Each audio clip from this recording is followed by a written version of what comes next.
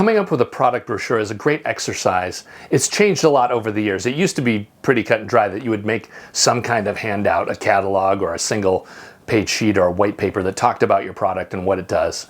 And an important part of this is it's very different from the pitch deck, right? The purpose of this is not to talk about the business or what the product does. You're really storytelling.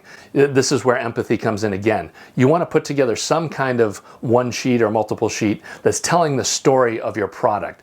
And so the person reading it can put themselves in the position and get an idea for what it would feel like using this product, and ultimately, what are they going to get out of it? You know, how is their life going to be better by going this way versus whatever the existing thing that they're doing is, or it's painting a picture of what their life is like with this new thing because it's not like anything they've seen before. That's another more of an evangelical sale where, you know, you're introducing new concepts, which is more challenging than just talking about something that they already understand, but just that it has a new, you know, there's a new lever, there's a new knob, there's somewhere new to go.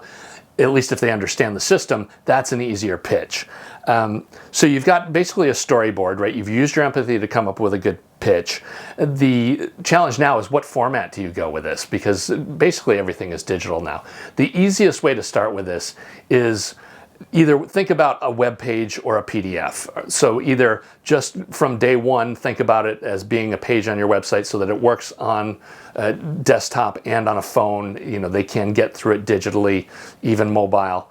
Or go back to more of an old school paper format. In fact, you can even sketch it out on paper to get started, but of a PDF if you need to get there. Usually complicated concepts need to go over towards the PDF side just because you'll be doing a lot of explaining. But having something digital is usually the way to go, because anytime you have anything in paper, somebody has to digitize it anyways. There is something else to think about though. In marketing, there's two very different sets of activities.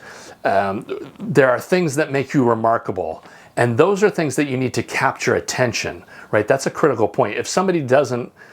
If you don't manage to catch their attention, you don't get to talk to them at all. So if you don't do something to break through, and a paper brochure at an event or some kind of handout, some kind of physical object at an event can attract attention. You can use that to break through to get you the right to have a bigger conversation. And even if it's this, and this is where you see all the time, people giving away all kinds of random things because they use that to open the door to then say, okay, you know, if you want this, give me your email, I can send you a digital product brochure. But you can get the right to have further discussion and where to go.